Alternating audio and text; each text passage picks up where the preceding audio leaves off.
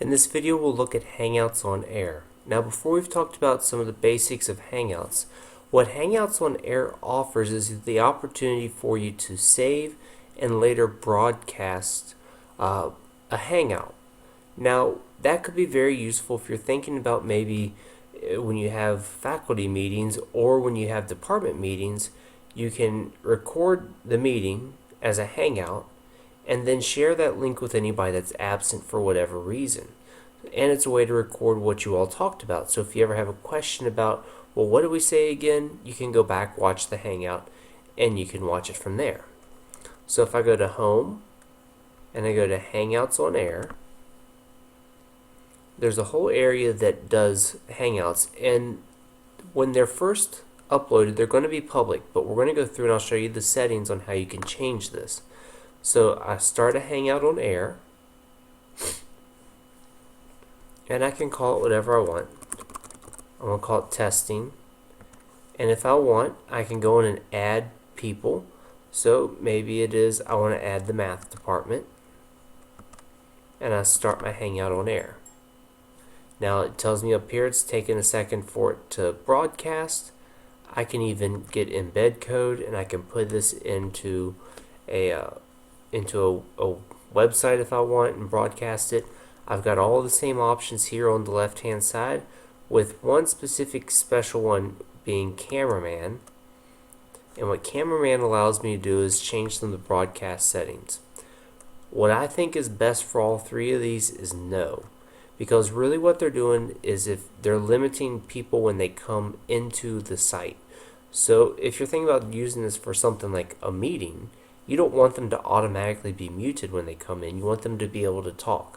So if you change all these to no, I think that's probably going to do what you need.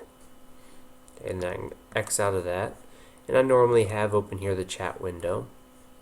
Now my picture is not showing up because my camera's already being used. So that's why you don't see a picture here right now. If you were doing this live, you would see your picture right there.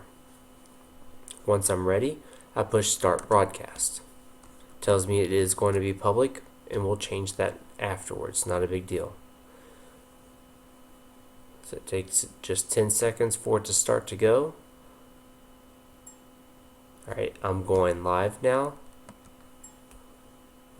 And I can just talk, I can do whatever I need to, I can share whatever I want.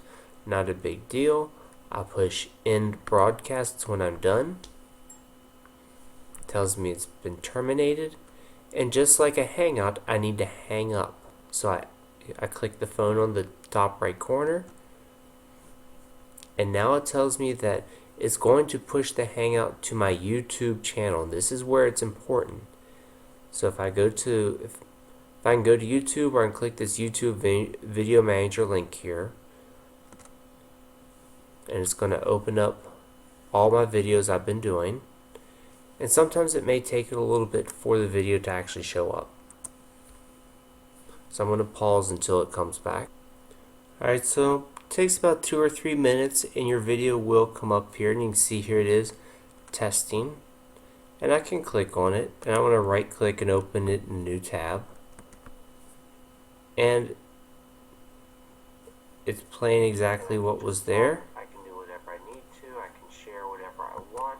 If this had been live, it would be actually showing right there, but because of the video already being used, it can't show 2 videos at once.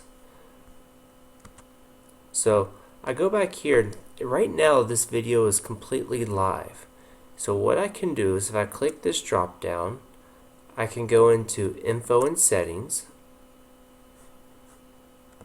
And what I would do, if you're just using these, like say for meetings at your school, I would change this from public to unlisted, because that gives anyone with the link a view. If I change it to private, I have to actually enter their email addresses or even circles. So if you've got your whole department set up and you know that's everybody, you could just do it with private and say circles. I'm going to share it with just the math department or coworkers. It is possible and it's okay to do it that way. But I think sometimes just because people get added or you get new faculty or whatever, I think sometimes unlisted's a little easier because then you can just send out that link to the YouTube, and it's very simple to connect to. Just whenever you've done that, make sure you push Save Changes, and make sure your title is relevant to what you're doing. So if it was a meeting on August 24th, title it Math Department Meeting August 24th, 2013. That'll make it a little bit easier for you to find it later.